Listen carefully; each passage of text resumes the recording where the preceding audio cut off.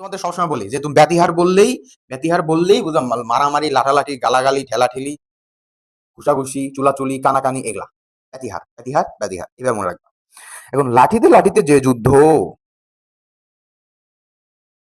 লাঠিতে লাঠিতে যে মানে লাঠিতে লাঠিতে যে যুদ্ধ ব্রাহ্মণবাড়িয়া যেটা হয় বুঝছো?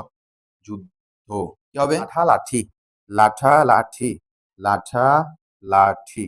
লাঠিতে লাঠিতে যে যুদ্ধ সেটাকে বলে লাঠালাঠি। তারপরে হাতে হাতে যে যুদ্ধ, আমি এক্সাম্পল গুলো দেখে দেখে বলতেছি, এখান থেকে কমন করবে সেজন্য। হাতে হাতে যে যুদ্ধ, হাতাহাতি, হাতে। মনে রাখবা আমি যেগুলো যে এক্সাম্পল গুলো লিখে দিচ্ছি এখান থেকে কিন্তু পরীক্ষা কমন করবে 100%। হাতে হাতে যে লড়াই, তাই না? হাতে হাতে যে যুদ্ধ, হাতে হাতে যে যুদ্ধ, হাতাহাতি, হাতাহাতি।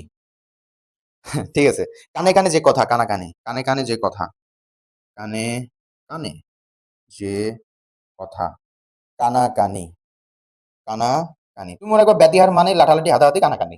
যখনই একটা বুঝবা লাঠালাঠি বা হাতাহাতি বা কানাকানি, যে কোনো একটা এক্সাম্পল দিয়ে তুমি ব্যতিহারকে মনে রাখবা।